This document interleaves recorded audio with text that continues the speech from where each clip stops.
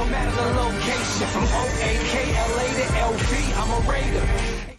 Raider Nation, what's going on? You were watching the Raiders Report, and on today's show, we're going to talk about the crazy drama going on around Nelson Agholor. And if you actually told people that they suck after the Dolphins game, I'm going to tell you how much money I would pay him per year if the Raiders do decide to bring him back, and some interesting quotes from a Raiders captain, Jon Gruden, Mike Mayock, because I am a believer. Where there is smoke, there is fire, and there might be some truth around what Agholor actually said. So if you guys always find yourself in the offseason looking for the latest Raiders news and rumors, we got you covered. If you want videos on free agent targets, trades, if you want stuff going on literally around anything Raiders related, hit that big red button that says subscribe. And you see this link below. I'm going to put it in the comments. It's also in the description.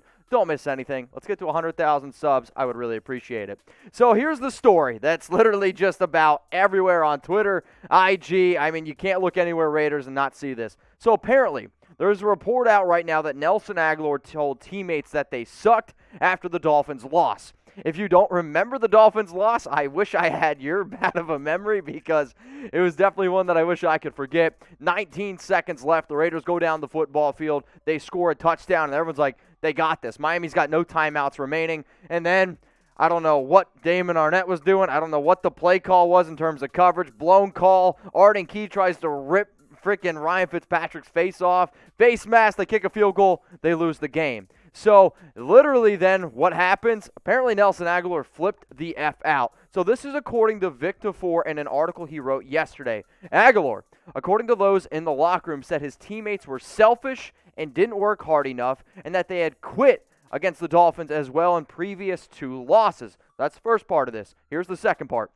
He said there was no accountability in the locker room, and on winning teams, players play for one another and the coaches. The Raiders' performance over the previous 6 games was unacceptable, and too many people within the team were just flat out accepting it. It's a very interesting quote. I will say this. I am a big believer that a lot of people are starting to stretch the truth on what exactly Nelson Agholor said and maybe what exactly Vic Tafur was implying. But bottom line is, anytime we find a story like this, we're going to cover it.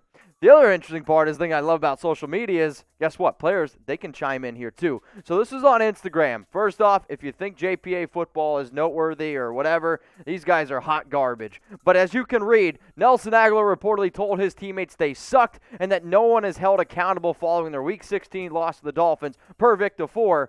And as you can see, Daryl Worley commented, "That's a lie," which got, at that time, 612 likes. And then Rico Gafford, wide receiver of the Raiders, commented a laughing face. Also, Rico was commenting to some other person, Brazzy23, you get a free shout out on the Raiders Report, congrats. He was replying to him saying, "It's funny that they think Nelly, of all people, said this, and believe what y'all want, though." So, obviously, Raiders players are saying that it didn't happen. I talked to another Raiders player in their DMs and said, yeah, it didn't happen either. However, I do believe Vic Tafur. I believe Vic Tafur's sources. I'm not saying that he's 100% right, but I also know that where, again, there is smoke, there is some fire, and we have some other interesting quotes of why, you know what?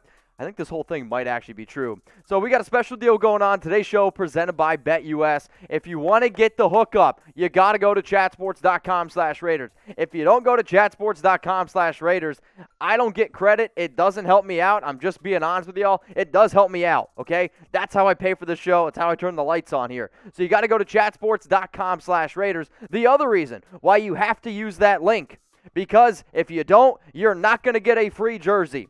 I'm sorry. It's just the way things work around here. So you got to deposit, all right, at least $100. You're going to get $125 for free to bet with. But if you don't deposit, make that first deposit, I can't get you this free jersey. So this jersey is from the Chat Sports team. It's from me, and it's just out of the kindness of our heart. We want you to go out, put some money down on the Super Bowl. If you want to bet on other things like, I don't know, the Conor McGregor fights, or I'm trying to think of some other things going on in sports right now. Basketball, hockey, whatever you want to bet on, you can do it at BetUS. So go to chatsports.com/Raiders. Promo code Raiders125. Again, it gets you a 125% deposit bonus.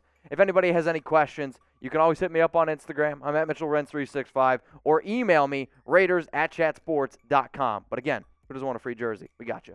All right, let's get into some of this now. Is Nelson Agholor going to end up coming back to the Las Vegas Raiders? Because obviously, there's been multiple reports out there that he's going to test free agency. as he should, and the fact that he kind of wants, to get paid. I don't really blame him coming off a career year with the Las Vegas Raiders. Vic Tafur has also come out and said that he actually doesn't really think that Agholor liked being a Raider because of all the issues that we just previously talked about. The issue is this, there's a lot of other very talented players, especially at the wide receiver position. And wide receiver is still a need because, I'm sorry, Henry Ruggs still isn't quite ready to be that number one wide receiver yet. So what do you do here with Agholor? Because you're going to have to pay him, obviously, right? And we're going to get into how much money I think that's going to end up costing. But if right now you're like, Mitch, I don't care what it costs, go ahead and do it. Should the Raiders re-sign Nelson Agholor, type R for re-sign, or go down in the comments section and type W for let him walk. So the report that I most recently seen that I took credit for, basically, to talk about is Nelly wants $11 million a year. Why is that the number being thrown out there? Because originally there was a fake news report that Nelly was only going to get basically 7 million over 2 years, so $15 million. Vic Tafur said that was false. He said that he wants Tyrell Williams type of money. Okay, fair enough. The reason why he wants that type of money is because, again, he is coming off a career year. My only issue is this.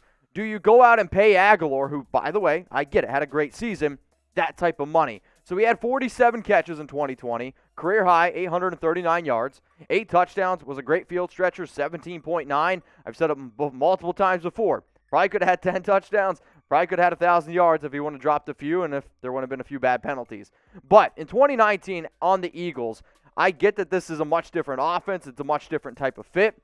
It's really hard for me to really sit here and confidently say that, yes, you pay Nelson Agholor $11 million a year. I get it. He's still a young player, a former first-round pick, and I know a lot of Raider fans are big-time USC fans, so they remember watching Agholor back in 2015. So, what is Agholor worth per year? Go down in the comments. Let me know. I've said multiple times on my Instagram what I think he's worth. I've said it multiple times on Twitter. What I don't like is people, I'm not going to say his name, on Twitter saying no matter what Nelson Agholor wants, you pay him. You give him a blank check. That's just not smart, intelligent thinking. You shouldn't do that. So when I think about what I would pay Agholor, I'm around that $7 million a year range. I don't think I would go over it.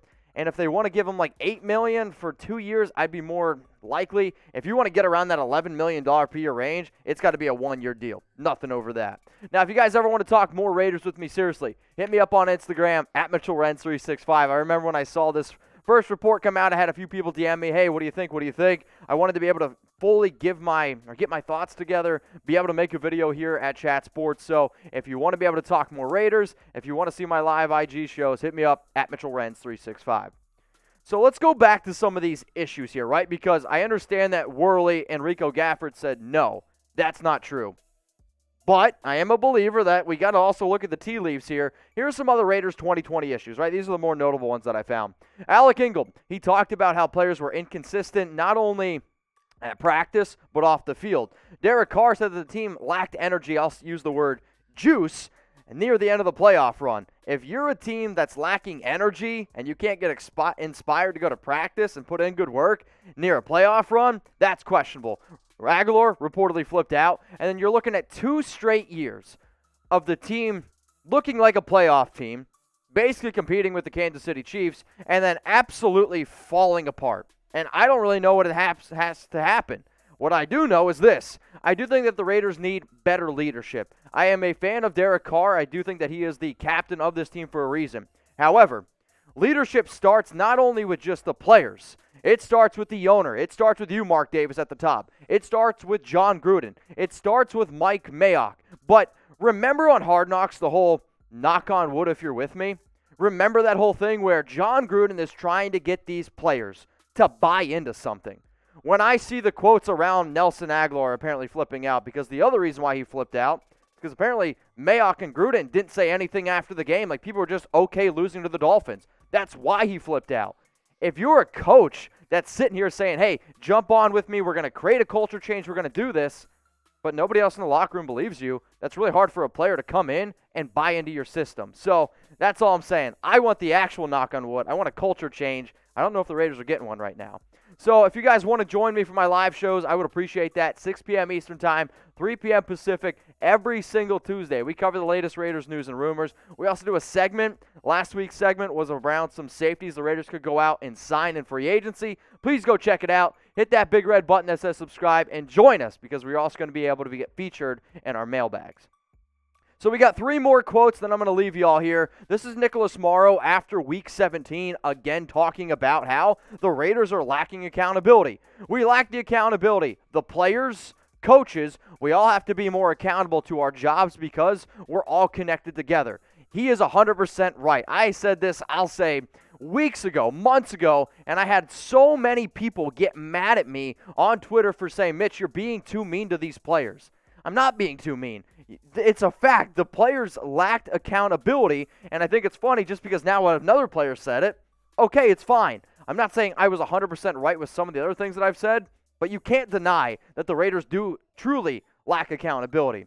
Here's another quote here from Jon Gruden after Week 17, the same day as Nicholas Morrow's. Yeah, we have a lot of young players that they have to be available not only on Sunday or game day, but they have to be available on Wednesday, Thursday, Friday. Some of the details, they have to show up on tape.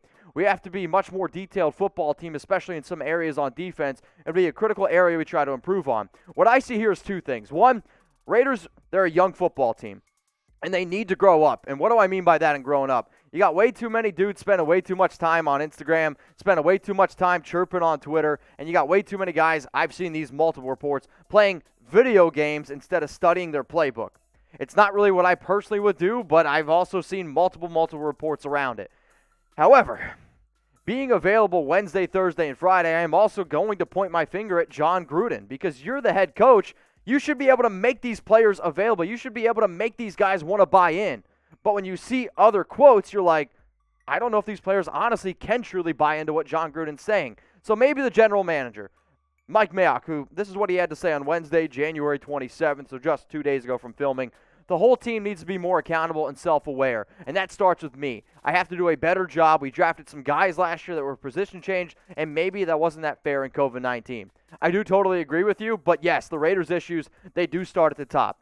It's as simple as that. We can sit here and point the finger at Nelson Agholor. We can sit and point the finger at a guy like Henry Ruggs who is coming off a bad rookie season. But Mike Mayock is right. It does start at the top. It starts at being able to put these players in certain positions. It starts where you got to teach these guys because they're still young men. I mean, I remember when I was 21 years old, I was doing things that maybe I shouldn't have done either. But I wasn't on this big of a stage. So all I'm saying is from top to bottom, the Raiders do need to be better. They do need to be a lot more accountable. I'm curious to see what happens with Nelson Agholor. I do hope he is back in silver and black, but I hope it's for less than $8 million a year. If you haven't already, hit the big red button and subscribe.